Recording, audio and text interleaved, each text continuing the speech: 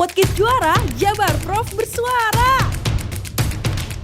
Assalamualaikum warahmatullahi wabarakatuh. Sampurasun wargi Jabar. Senang sekali nih kita ketemu lagi di Podcast Juara Jabar Prof bersuara.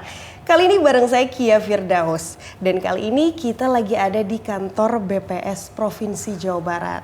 Tentunya bakal ngobrol-ngobrol seru nih bareng sama Bapak Marsudiono selaku Kepala BPS Provinsi Jawa Barat. Apa kabar Pak? Alhamdulillah baik Mbak. Nah langsung aja nih Pak ya. Jadi pernah ada sebuah pendapat gitu bahwa data menjadi modal yang penting untuk membangun negeri, untuk mencerdaskan bangsa, bisa juga mengentaskan kemiskinan. Kenapa sih data bisa jadi modal penting seperti ini Pak? Iya. Mohon maaf saya manggilnya Mbak ya, nggak apa-apa ya. Kalau di Jawa Barat saya karena biasa di Jawa Tengah manggilnya Mbak, biar lebih juga ada sedikit perbedaan budaya. Jadi begini Mbak, kenapa data itu penting? Karena saat ini data itu menjadi modal informasi. Jadi Bapak Presiden pernah menyampaikan bahwa informasi menjadi sumber emas kedua. Nah untuk itu data lah megang peran. Jadi data dikelola, dijadikan informasi diambillah suatu kebijakan untuk setiap langkah semua yang ada dilakukan pembangunan ini harus berbasiskan data. Jadi ya memang sudah saatnya kita harus menguatkan data-data yang kita punyai, Mbak. Kira-kira gitu. Ya, jadi hubungannya data ini dengan permasalahan yang ada di negeri, khususnya kita di Jawa Barat nih Pak. Jadi apa Pak hubungannya? Wah erat sekali. Jadi begini, setiap bulan kita memberikan informasi kepada masyarakat di Jawa Barat melalui rilis, melalui kanal-kanal media sosial kami dari berita inflasi, pertumbuhan ekonomi, kemiskinan dan lain sebagainya. Nah dari dasar itulah nanti pengambil kebijakan untuk mengambil langkah berikutnya bila mana ada hal-hal yang perlu dibijaksanai. Jadi data ibaratnya begini, kalau kita seorang dokter, pada saat kita ditanya oleh dokter sakitnya apa, pasti sebelum kita berlanjut yang diukur adalah tensinya, terus yang diukur suhunya. Nah data statistik itu seperti itu. Jadi data yang dikeluarkan BPS adalah data yang sifatnya makro, yang dimana sebagai early warning system, khususnya di Jawa Barat, bila mana misalkan begini, ada kenaikan inflasi atau pertumbuhan ekonomi yang mengalami penurunan, kita juga bisa mengeksplor lebih dalam apa langkah-langkah berikutnya, supaya nanti kita bisa mengantisipasi bila mana kejadian ini tidak berulang, supaya nanti kita bisa menghandle secara baik. Jadi data itu penting Mbak. Oh iya. Jadi Pak Kaban, sebenarnya menurut Pak Kaban sendiri nih, kondisi data-data di Indonesia apakah sudah efektif belum sih? Khususnya di Jawa Barat juga nih, sudah efektif untuk membangun negeri? Kalau perkara sudah efektif apa tidak, di mana kita melihat dari sudut pandangnya. Jadi ada sebagian masyarakat itu sudah menggunakan data minded. Jadi setiap mengambil kebijakan menggunakan data. Tapi ada sebagian orang mengabaikan bahwa data itu bisa diciptakan suatu saat, kapan saja. Bahkan kadang kita melihat ke atasnya data itu muncul. Nah yang seperti inilah yang harus kita budayakan. Jadi literasi statistik itu harus ditingkatkan. Karena tidak semua orang memahami data statistik. Betul. Jadi untuk itu kami di BPS selalu berupaya memberikan literasi statistik kepada masyarakat luas. Contohnya misalkan di beberapa perguruan tinggi. Bahkan kami juga membuat semacam pojok statistik, di mana pojok statistik mengenalkan statistik itu kepada dunia kampus, bagaimana nanti dia mencara baca data-data yang dihasilkan oleh BPS dan lain sebagainya. Jadi berbagai upaya memang sudah kita lanjutkan, kita teruskan supaya nanti masyarakat lebih kenal dengan adanya statistik, Mbak. Jadi menarik, literasi statistik. Kalau misalkan untuk seperti kami nih masyarakat awam, memulainya gimana sih Pak untuk dari pemerintah sendiri untuk mensosialisasikan awalnya seperti apa sehingga masyarakat bisa tepat sasaran dan bisa paham gitu seperti apa? Jadi data kami itu dihasilkan dari berbagai sumber. Jadi ada yang sifatnya data primer, ada yang sifatnya data sekunder. Kalau data primer bagi BPS itu yang kita kenal dinamakan adalah statistik dasar, di mana kita mengumpulkan berbagai informasi dari masyarakat. Jadi kuncinya masyarakat juga harus paham memberikan data. Jadi apa artinya sebuah metodologi bila mana masyarakat tidak memberikan jawaban yang sesungguhnya. Jadi nanti akan menjadi miss gitu. Lalu ada yang namanya data sekunder yang biasa kita kenal adalah data sektoral. Jadi data yang dihasilkan oleh berbagai OPD, nanti disitulah teman-teman di BPS melakukan pembinaan dari proses pengumpulannya, dari proses standar datanya, metadata seperti apa, supaya nanti data itu bisa digunakan.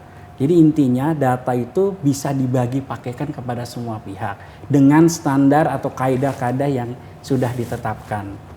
Ya. Kira-kira seperti itu Mbak. Jadi menyambung dari proses data tadi, sebetulnya data yang ideal itu seperti apa sih Pak? Data ideal itu yang namanya data itu harus yang berkualitas. Apa yang berkualitas harus memenuhi beberapa kriteria. Mudah dipahami, data itu juga tepat waktu, terus data itu bisa dibagi pakaikan, dan di setiap data itu juga mempunyai standar dan metadata. Jadi standar datanya seperti apa, konsep definisinya seperti apa. Jadi nanti masyarakat sebelum kita membaca data, alangkah baiknya kita melihat dulu standar datanya maupun metadata. Dia dikumpulkannya kapan dan sebagainya. Setelah itu baru dia menyesuaikan dengan tujuan. Terkadang misalkan ada data yang sering saat ini menjadi peributan itu adalah misalkan data kemiskinan. Kemiskinan itu kan metodenya macam-macam. Dari sudut pandang bisa dalam kebutuhan dasar, ada yang menggunakan $1 dan lain sebagainya, banyak sekali. Nah, kalau itu dibandingkan, kalau kita tidak melihat konsep definisinya, standar datanya seperti apa, metodenya seperti apa, kita akan jadi rancu. Maka untuk itu sebelum kita menyampaikan sesuatu, lebih baik kita memahami dulu bagaimana proses data itu terjadi. Dan baru kita bisa mengambil satu kesimpulan dan kebijakan untuk pemerintah. Ya. Jadi kehidupan juga terus bergerak, data juga tentunya. Jadi bagaimana sih upaya pemerintah dalam memperbaharui data-data tersebut, Pak? Nah, ini memang menjadi problem kita ya. Jadi kita seringkali dihadapkan mampu menyelenggarakan penyelenggaraan kegiatan statistik, tetapi di tahap-tahap berikutnya kita masih kurang mampu untuk memelihara data itu. Nah, kalau nanti semua dimasukkan ke dalam standar datanya seperti apa, metadatanya seperti apa, nanti kita bisa memulai kapan data itu diupdate atau diperbaharui, dan siapa yang memperbaharui, dan bagaimana caranya, dan pembiayaannya seperti apa. Nah, ini memang kita bangun terus. Jadi data-data yang sudah kami kumpulkan bekerja sama dengan teman-teman Kominfo, khususnya data sektoral, selalu kita memperhatikan hal tersebut supaya nanti masyarakat tidak salah menginterpretasikan data tersebut. Nah, kalau nggak salah nih, pemerintah saat ini sedang menggulirkan program registrasi sosial ekonomi atau Reksosek. Program apa sih itu, Pak? Boleh cerita dikit? Wah, ini memang jadi begini. Reksosek itu kegiatan besar.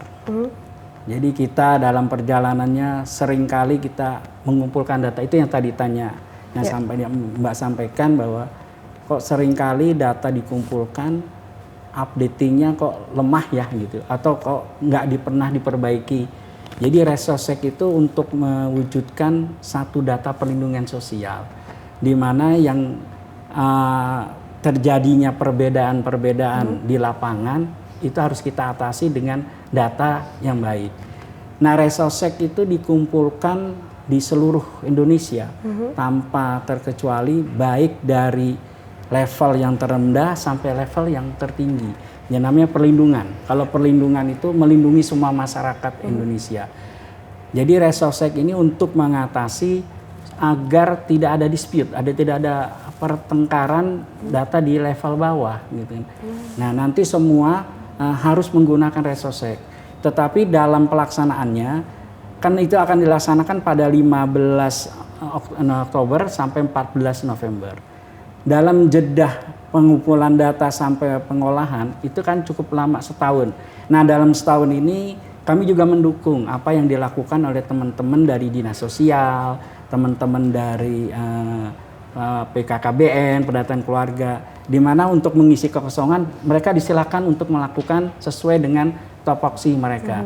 Nanti setelah Resosek itu jadi, Resosek itulah akan dibagi pakaikan oleh semua pihak-pihak tertentu yang berkepentingan, baik dari teman-teman BKKBN, baik teman-teman dari Dinas Sosial dan lain sebagainya. Itu bisa digunakan oleh semua stakeholder terkait. Oke, tadi Pak Kaban bilang untuk menghindari pertengkaran yang di bawah ya. Selain itu, kenapa sih harus ada Resosek ini? Kita masih, jadi data kita kan masih sektoral itu. Jadi di tempat di suatu stakeholder tertentu punya data, lalu di tempat yang lain punya data. Terkadang pada saat punya data mau dibagi pakaikan agak sulit. Nah, tapi dengan adanya Resosek ini, semua sumbernya nanti akan satu. Nah, itu bisa bisa menggunakan berbagai program, baik untuk mengentaskan kemiskinan dan lain hal. Banyak sekali nanti akan digunakan dengan datanya Resosek ini. Nah, yang nanti kita harapkan ke depan sedang dibayar proses nih, bagaimana mengatur bagi pakai data dan bagaimana aturan mainnya supaya nanti semua sumbernya hanya Resosek, dari semua instansi maupun KL hanya menggunakan Resosek. Nah, nanti juga kita harus memperhitungkan bagaimana menggabungkan data Resosek dengan data yang sudah dipunya.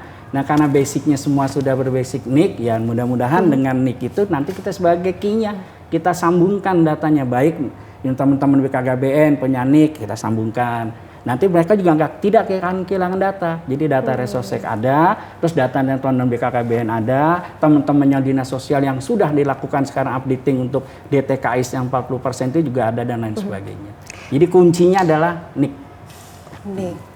Jadi tujuan atau goalsnya Resosek ini apa, Pak? Tujuannya kita untuk satu data. Satu data, tidak ada lagi data yang tersebar di berbagai stakeholder.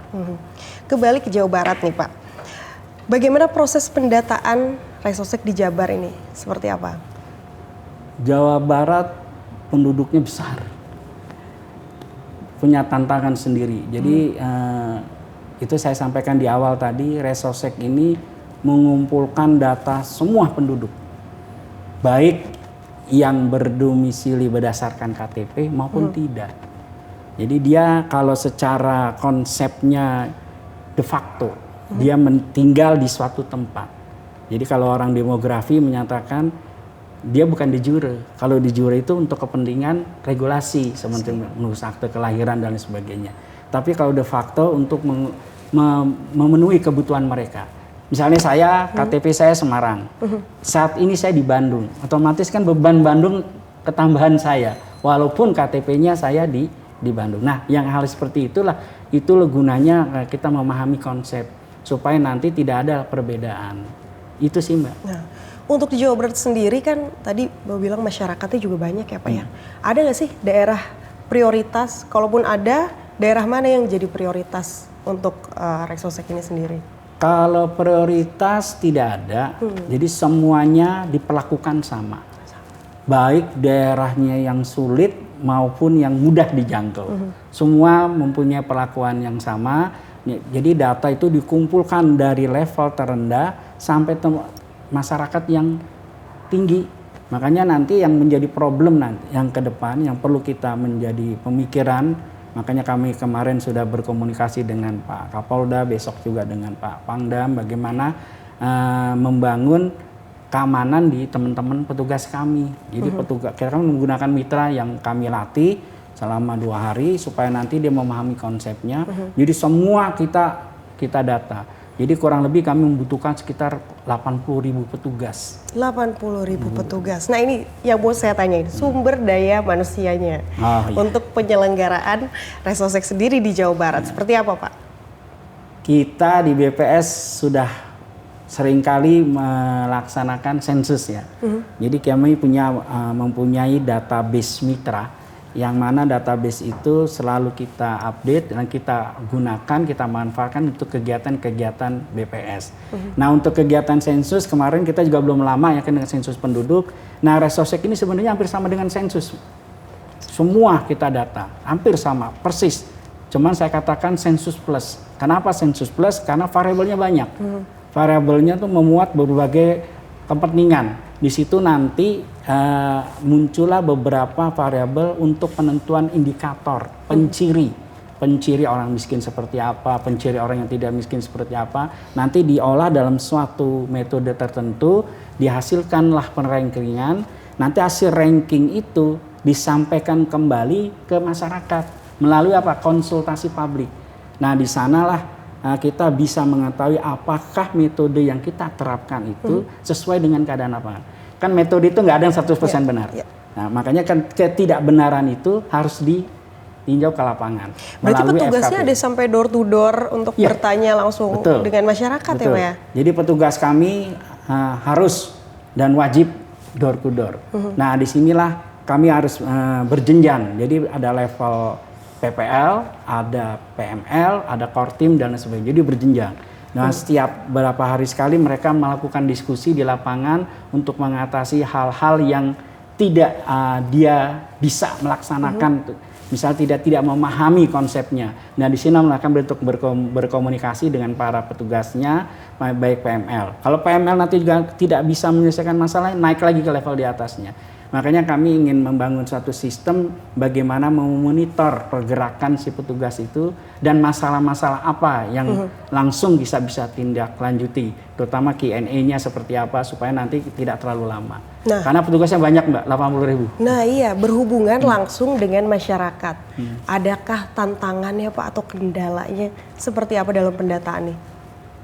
Saya kalau tantangan karena sudah sering dari 89 bisa mengikuti sensus, kendalanya justru lebih banyak dari masyarakat kita. Masyarakat kita kurang memahami arti pentingnya data. Jadi informasi yang diberikan itu sangat berguna dan bermanfaat untuk datanya supaya lebih berkualitas. Sebaik-baiknya petugas, sebaik-baiknya metodologi, sebaik-baiknya infrastruktur yang kami punya, tidak ada artinya bila mana jawaban responden itu kurang begitu bisa dipercaya. Nah untuk itu kami juga menghimbau nih kepada semua masyarakat khususnya di Jawa Barat untuk memberikan informasi yang sedetil-detilnya kepada petugas kami. Jadi petugas kami akan dilengkapi semua atribut. Nanti silakan para masyarakat bisa mengecek melalui surat tugas, name tag dan lain sebagainya. Jadi biasanya kami juga mempunyai tanda-tanda khusus supaya nanti tidak terjadi hal-hal yang kita tidak inginkan. Nah, kita nih Pak sebagai masyarakat, adakah kontribusi lain nih Pak yang bisa diberikan dari kita masyarakat untuk mempercepat pendataan yang mendukung pemerintah, istilahnya seperti itu? Beri jawaban yang benar. Memberi jawaban yang benar. Beri jawaban benar. Cukup itu aja Pak, sesimpel itu? Cukup itu. Karena itu kata pendek tapi agak sulit untuk dijalankan oleh masyarakat. Apalagi situasi saat ini banyak, mohon maaf, yang tidak sesuai dengan kondisi. Balik lagi ke efektivitas data itu ya Pak ya? Betul. Betul. Ternyata simple ya wargi Jabar ya. Tinggal memberikan data yang benar. Beri jawaban. Berkata jujur ya. Betul. Nah itu jujur yang susah ya Pak ya. Jadi katanya sedikit, tapi maknanya dalam. Maknanya dalam. Memberikan jawaban yang benar. Ya. Salah satu kontribusi untuk membangun negeri. Nah, kira-kira begitu. Seru banget nih perbincangan kita nih Pak. Terakhir, adakah pesan dari Pak Kaban sendiri bagi masyarakat tentunya dan juga stakeholders lain nih agar Resosek ini berjalan dengan optimal? Ya. Kami teman-teman BPS mengucapkan terima kasih kepada beberapa stakeholder, khususnya teman-teman Kominfo dan pemerintah daerah melalui Pak Gubernur, melalui Pak Sekda yang memberi dukungan penuh untuk melaksanakan Resosek ini dengan sebaik mungkin. Tak lupa juga kami juga nanti berterima kasih kepada Pak Pangdam maupun Pak Kapolda yang telah memberikan ruang dan waktu untuk kami menyampaikan di media-media tertentu supaya betapa pentingnya data ini bagi masyarakat di Jawa Barat. Untuk itu saya juga menghimbau kepada masyarakat Jawa Barat, tolong terima petugas kami dengan sebaik-baiknya, berikanlah jawaban yang sebenar-benarnya, yang sejujur-jujurnya. Jawaban Anda itu memberikan gambaran atau memberikan kontribusi kepada negara Republik ini. Mudah-mudahan masyarakat Jawa Barat, saya percaya dan masyarakat Jawa Barat mampu memberikan sesuatu untuk Jawa Barat bisa menjadi lebih baik lagi dari sebelumnya. Mungkin itu, Bu, Mbak. Terima kasih Pak Kaban. Kayaknya ini sebetulnya banyak banget yang kita bahas tentang data ini, menarik sekali Pak Kaban. Apalagi lebih mendetailnya tentang tadi data sekunder, seperti apa metodenya, seperti apa, sebetulnya banyak sekali. Tapi balik lagi, waktu juga yang memisahkan kita nih Pak Kaban ya. Terima kasih Pak Kaban atas waktunya. Terima kasih Mbak yang sudah mudah-mudahan ini bagian walaupun singkat tapi memberikan kontribusi kepada masyarakat sebagai literasi bagaimana mengumpulkan data itu sulit, tapi lebih sulit membangun tanpa data. Baik, hatur nuhun Pak Kaban. Ya, wargi Jabar, demikian telah selesai juga podcast Juara kita pada episode kali ini. Jangan lupa saksikan podcast Juara di YouTube dan Spotify. Pak Kaban pamit, Kiat juga pamit. Wassalamualaikum warahmatullahi wabarakatuh. Waalaikumsalam warahmatullahi wabarakatuh. Terima kasih.